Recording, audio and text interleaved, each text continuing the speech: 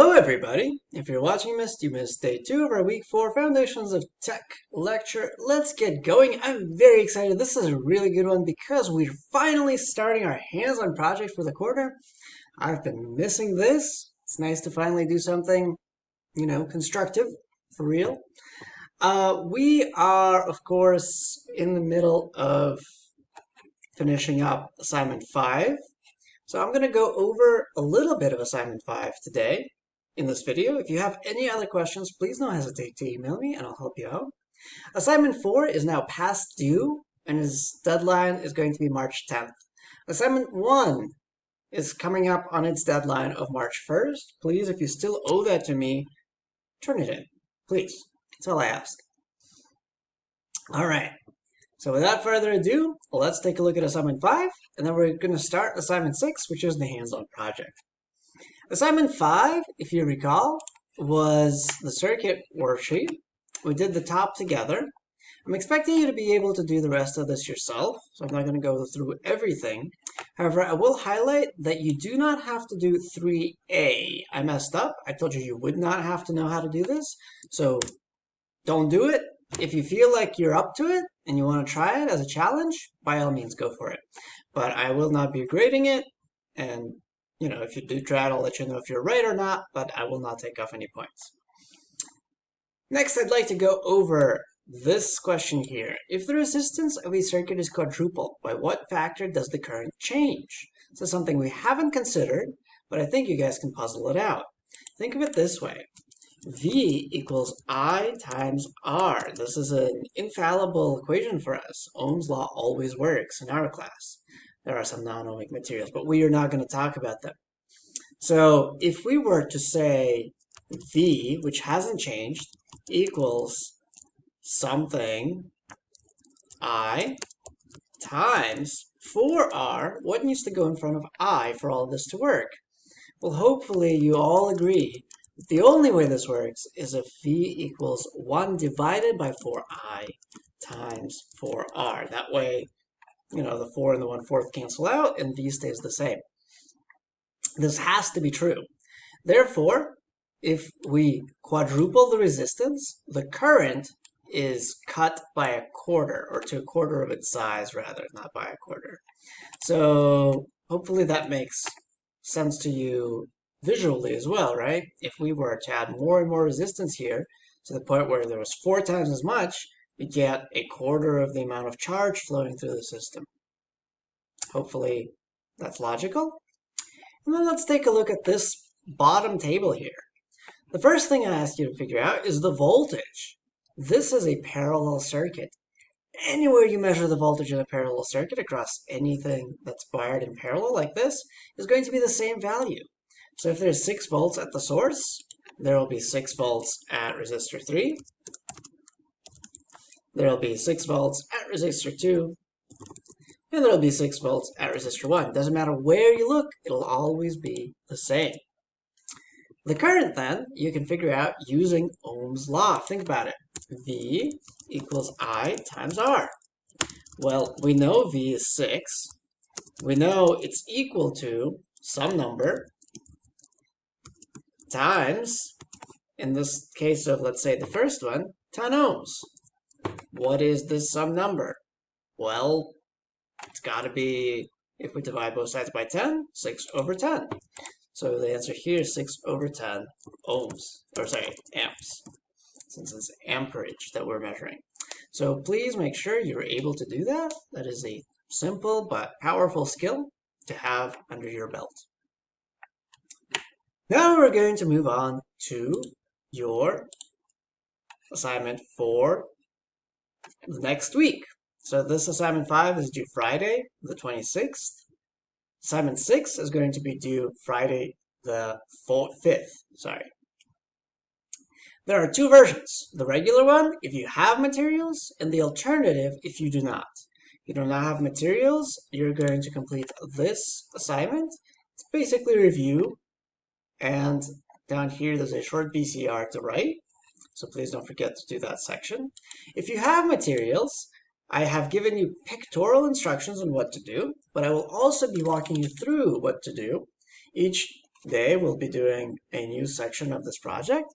Today we are just creating the coil. And the project is to create a working motor using similar ideas of a generator. So sometimes you call it a motor generator. You can feed electricity into the system to get the coil to spin, or you can spin the coil to get an electron flow and therefore create electricity. Today we are going to be making just the coil section. We're going to have some wire. Hopefully you can see that. This wire is really thin. It is 24 gauge wire.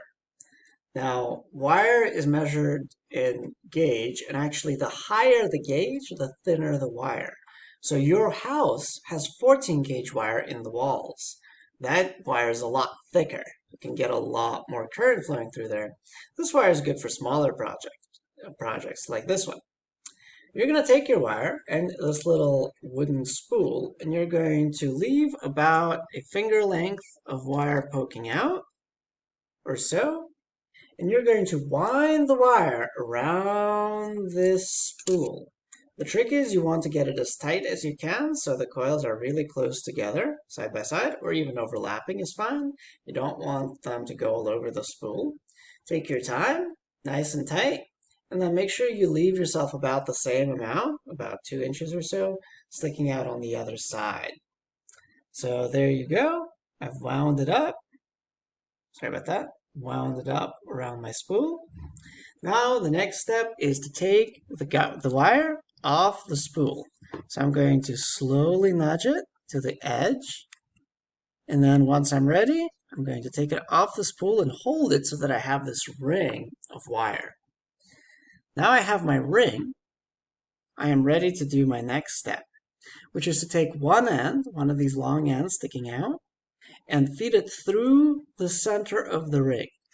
So let me go ahead and do that. Feed it through the center of the ring. Hopefully you guys can see that. It's a little tricky to show.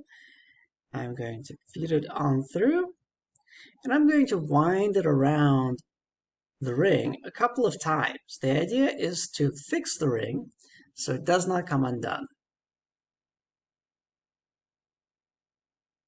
And you only need about ½ an inch or so sticking out, so you can wind it around several times depending on how long your tail is. Might have a really long tail on this side, so I'm going to wind it around a bunch. There we go. Once you've got that side figured out, the next step is to take the other side, and you want to position it so that it's going to stick out on the opposite end of where you made your first side, so that you have sort of a continuous line with a ring in the center. So I'm going to take my other wire, I'm going to wind it around the opposite edge of my ring, and hopefully at the end I'll get something that looks like this. Now the straighter you can at the ends so that when you spin it, the ring doesn't move up and down, just spins smooth like that, the better off you're going to be. That's what you're trying to accomplish there. Now this next step is the most important step to not mess up, so please pay attention carefully. There's some sandpaper in your bag. Sandpaper is 150 grit. Some of the pieces of paper will even say 150 in them. That means there's 150 little bits of sand per square inch. It's pretty fine sandpaper, so you usually would use this to do finishing touches on a wooden project. But what we're going to do with it is we're going to use this to remove some of the enamel, which is the red coating around this wire, and that'll allow it to conduct electricity through all the parts where we remove the enamel. Any part we leave the enamel on is going to be not conductive. So you're going to take one end of your little ring that's sticking out, and you're going to take all the enamel off of it with your sandpaper. For this, you'll need to put it down onto some kind of surface that you don't mind scratching up a little bit. Could be a notebook, or I'm going to use it my mouse pad here.